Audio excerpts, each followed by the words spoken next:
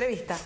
Vamos al tema de las AFP. A propósito de la presencia de José Piñera, usted en una locución hace unos años dijo en el Senado que las AFP son inconstitucionales y apuntaba a algo en el momento de su creación.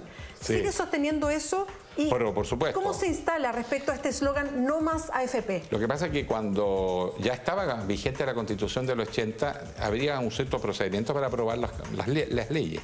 Y en este caso se crearon leyes para crear el sistema AFP y no se respetó el procedimiento legal, se hizo por decreto ley. Eso primero ya hay en su origen una violencia. Segundo, porque se hizo sobre promesas que eran falsas.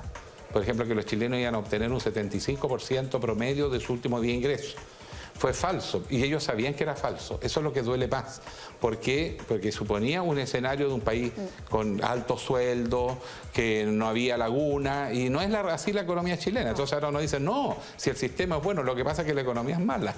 O sea, el empleo es inestable, es precario, los sueldos son malos. Pero además generaron ellos mismos una institucionalidad que agudizó esas debilidades, por ejemplo, con la reforma laboral de José Piñera también, donde restó muchos derechos a la capacidad de organizarse en sindicatos, negociar colectivamente y desarticuló al mundo laboral, que perdió capacidad de negociación. Entonces la riqueza se fue concentrando. Y lo segundo, es que se ha discutido menos, este fondo que es el ahorro de todos los chilenos, lo han capturado, como lo dijo Pinochet. Se cumplió la profecía de Pinochet, ¿te acuerdas cuando dice esto va a terminar en manos de los grupos económicos, van a hacer lo que quieren con esto? Han hecho lo que han querido. Economía especulativa, que no genera empleo productivo, que no genera industria, que no genera empleo de calidad. ¿Usted, senador, no más AFP? Yo creo que hay que revisar sistemas de otros países donde tienen ciertos componentes. Primero, no es el pilar solo, individual. Es obviamente que el ahorro de cada trabajador es una base, pero en todos los otros países que tienen experiencias más equilibradas, viene el pilar del Estado, que es diferente según los ingresos de las personas porque apuntala más al más débil. Y hay un tercero que es el aporte del empresario. Ahora podemos discutir técnicamente cuánto aporta uno, cuánto aporta el otro. Y segundo, son países donde ese fondo va al desarrollo económico de la riqueza para generar empleo.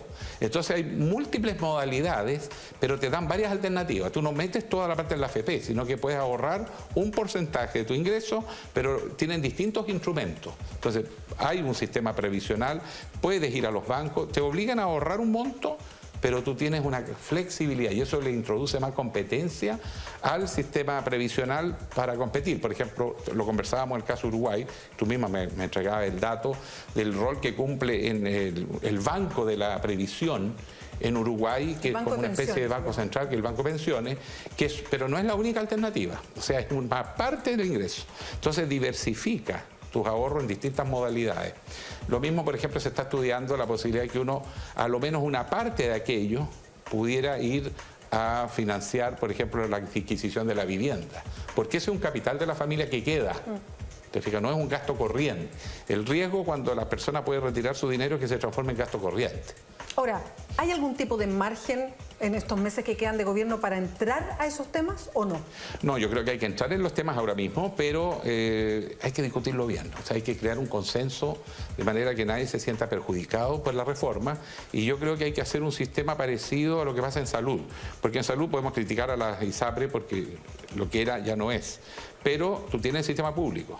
En el sistema público tienes el sistema privado. Si en el sector privado te empiezan a abusar o hay crisis, la gente se traslada al sistema público, pero no se queda sin salud. O en este caso no, porque tú estás amarrado solo a la AFP y ya hay un montón de inversiones que resultan mucho mejor. Ahora, si todos los chilenos hicieran la misma inversión, se perdería el beneficio de esos mecanismos. Por eso que conviene buscar un sistema donde tú puedas destinar una parte a ese banco, por ejemplo, de ahorro previsional, pero también lo puedas meter otro porcentaje en otro tipo de negocio, y eso te puede dar un mejor balance y más competencia por capturar tu fondo, tu aporte. ¿Y las AFP se transformarán en el tema de las próximas elecciones? Me da la impresión que sí, porque nos está haciendo crisis y va a ser peor. Va a ser peor porque la gente vive más, va a ser peor porque el negocio funcionaba muy bien cuando era puro ingreso. No habían jubilado, entonces bueno, una maravilla de la utilidad, pero cuando tiene que empezar a pagar pensiones ya no fue lo que era al comienzo. Y por lo tanto, además, como el empleo se sigue haciendo cada vez más inestable, más irregular, no hemos logrado salir del subcontrato, de los honorarios, los pagos previsionales son más inestables. Probablemente la situación previsional en el futuro, si no cambiamos radicalmente el sistema, va a ser peor que hoy día.